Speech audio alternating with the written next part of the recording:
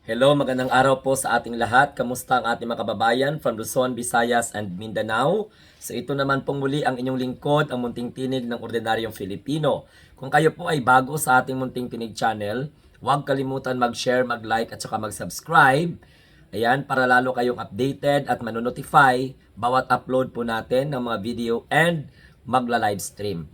Ang pag-usapan natin ngayon, again, ito na naman ay isa sa sampal sa liderato ng Senado at syempre sa Senado mismo, no?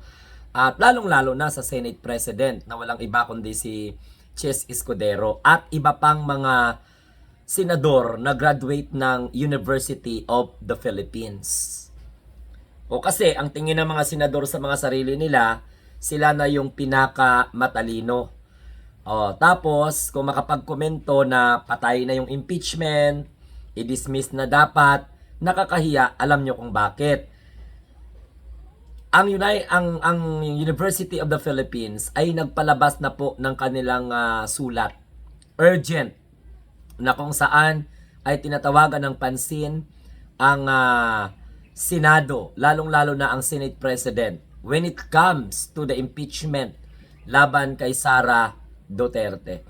So, may nabasa din tayo ng mga komento na ang University of the Philippines ay very seldom lang magpalabas ng kanilang mga idea sa mga bagay-bagay na ganito. Alam naman natin na si Chis Escudero ay graduate po ng UP or produkto po ng University of the Philippines. Ako hindi ko naman anuhin sa inyo, no, hindi ko naman isa-isahin, pero itong letter na ito ay may kinalaman sa forthwith proceed. Nakakahiya. Kasi nagkomento na yung Senado na kung saan ay dalawa ang komento nila. Whether matawid sa 20th Congress or hindi. Kaya po, itong University of the Philippines, mayroon silang hinaing. Meron silang sulat na ipinadala sa Senado at tinagurian itong an open letter and urgent call to the Senate of the Philippines to commence the impeachment trial of Vice President Sara Duterte by individual members of the University of the Philippines College of Law. So, ngayong araw nila ito pinalabas, June 5, 2025. So, kung basahin natin ang nakalagay sa letter, compose ata ito ng 1, 2, 3, okay, 4. And ang dami-daming mga pangalan ang nakalagay doon. So nag-react na po ang College of Law Department ng University of the Philippines sa issue po ng forthwith proceed. Ang daming nagpirma. So ano kaya pakiramdam ng mga senador dito? So ibig sabihin mali ang University of the Philippines College of Law sa panawagan sa Senado na dapat simulan ang impeachment trial. Kasi matatandaan natin ang dami ng mga di umano, hindi lang pala 3 na mga resolusyon, na mga draft, mga 5 pa ang nalalaman ni Amy. Na tapos inamin mismo ni Bato de la Rosa na magkaroon po ng de facto dismissal. O kasi kine-question naman ni Amy ngayon na valid ba ang impeachment na pinaakyat sa Senado. So validity na naman ngayon ang kine-question. So kung validity ang kine-question ni Amy, bakit ang isa sa pinaka-prestiyosong College of Law, University of the Philippines, hinihikayat ang mga senador na dapat simula na ang impeachment trial? So, bright pa ba ang mga senador sa mga abogado dyan sa College of Law Department ng University of the Philippines? Ako magtatanong lang ako. So, ibig sabihin, mali itong ginagawa ng College of Law ng UP. Na hinihikayat nila, they are urging the Senate of the Philippines to commence the impeachment trial of Vice President Sara Duterte. Sige nga, paki-explain. Ay total, bilib man ang mga taga-suporta ni Sara Duterte kay Amy, bilib kay Bato, bilib kay Chis Escudero. So, ibig sabihin, walang merit itong panawagan ng College of Law ng University of the Philippines. So, ibig sabihin, ang mga senador natin ang pinaka-bright at pinakamatalino dahil kapag hindi nila ito pakinggan, so ibig sabihin, they are just a legal foundation of the law of the Republic of the Philippines. Kasi sinasabi ni Amy, invalid daw. Tsaka dapat hindi daw maatawid sa next Congress. So ano ito? Yung 4 na pahina ng letter na ito. Tandaan ninyo ha, University of the Philippines yan. Si Chis Escudero from University of the Philippines yan. Yung ibang mga abogado dyan, laban sa College of Law ng University of the Philippines na kung saan dyan sila kumuha ng kanilang law foundation. Your basic foundation of the law na nalalaman nila. So ito, alam mo, lalabas at lalabas talaga yung mga very good dissenting opinion sa ginagawa po ng Senado ngayon. Sila yung umaharang eh. Di nila naiintindihan to proceed forthwith. To forthwith proceed. So, si Amy dapat ang pakinggan. Si Chis Escudero dapat ang pakinggan. Si Tolentino dapat ang pakinggan. Ito gina-measure ko lang ha. Tinatanong ko lang ang taong bayan. Saan tayo maniwala? Sa mga senador na may political principle ko, no? Na may political affiliation? O sa isang prestihiyosong paaralan na nag-e-excel ang law department? Kasi hindi lang isang nakalagay eh. We, the undersigned, individual members of the Faculty of College of Law, University of the Philippines, express our grave concern with proposals to declare the impeachment case against Vice President Sara Duterte's functionally or de facto dismiss. Nababahala sila. Bakit nababahala yung mga taga-UP? Bihira lang to. Bihira lang magkomento ang taga-UP.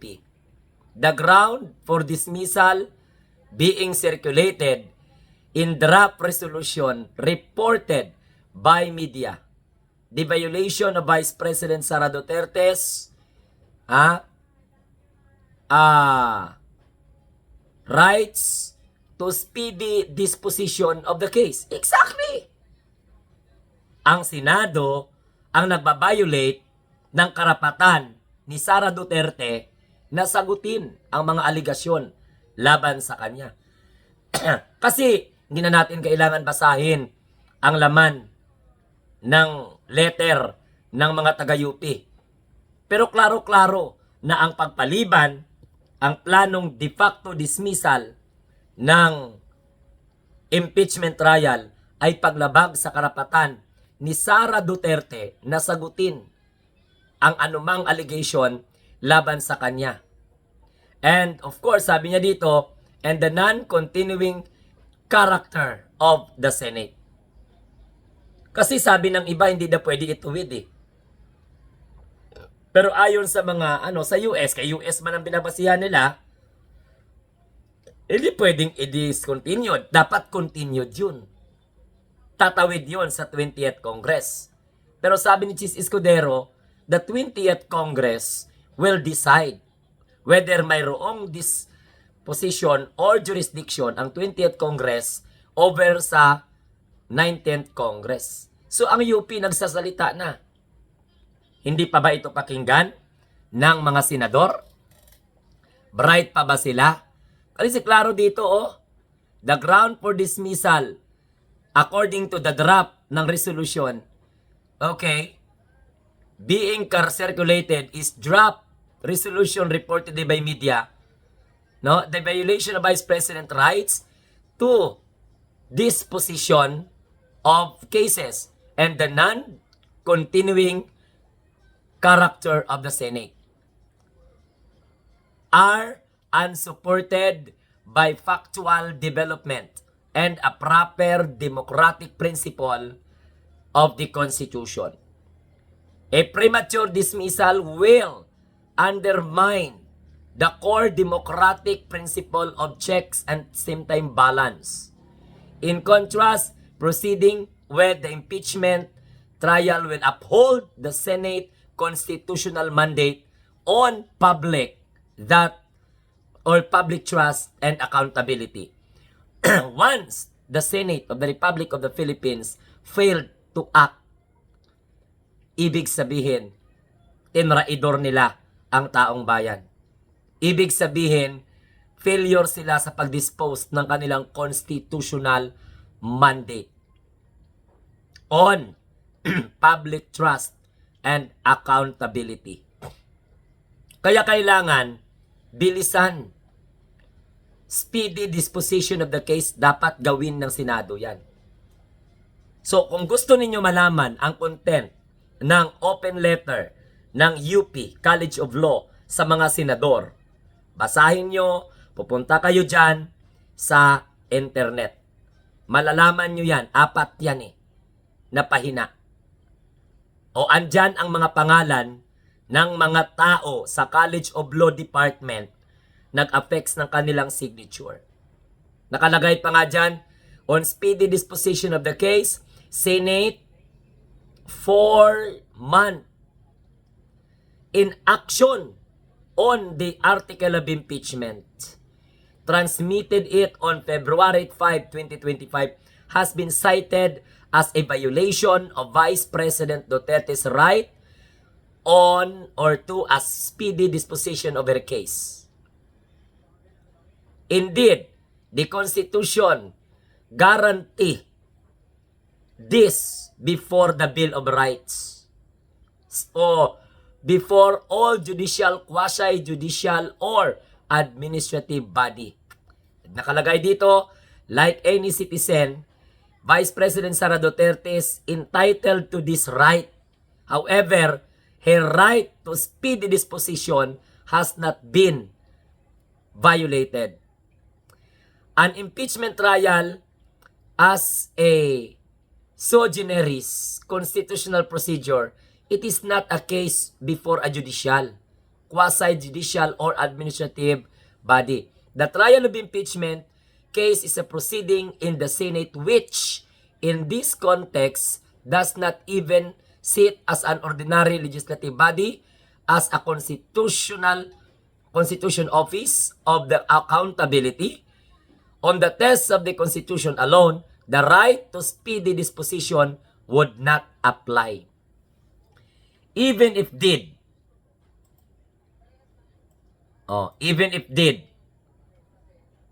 basahin nyo na lang, 4 na pahina yun.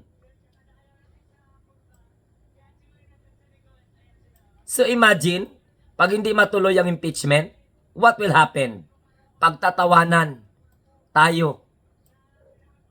Sigurado yan.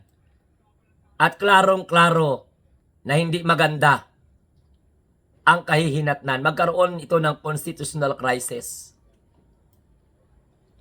Kasi, bakit mo harangan? Bakit mo pigilan? Bakit mo patayin? Bakit mo i-dismiss? Nakakahiya. Imagine, hoy mga senador na mga taga-UP, kailangan nakakahiya ang Senado under the leadership of Chis Escudero. The College of Law, seldom lang yan siya na magbibigay ng statement. But the fact they did, it's a big slap. Malaking sampal sa Senado. Especially sa liderato ni Chis Escudero. Bakit kasi harangan? Anong tinatago? Kaya nga sabi ng iba mga senador, dapat matuloy na tong impeachment trial kasi ito ang venue ni Sara Duterte na ipagtanggol niya sarili niya. So, binabiolate ng Senado ang karapatan din ni Sara Duterte na sabihin ang makapaglinaw ng mga ganitong bagay against sa kanya. Eh kung si Sara Duterte gusto ng bloodbath, tapos kayo gusto ninyo patayin, kabubuhan. Okay? So, maraming salamat sa College of Law Department, sa faculty ng College of Law, dahil naglakas ng loob kayo na itawagin ang pansin ng mga senador natin na nagdulong-dulungan na akala mo lahat alam nila. Mga bobo.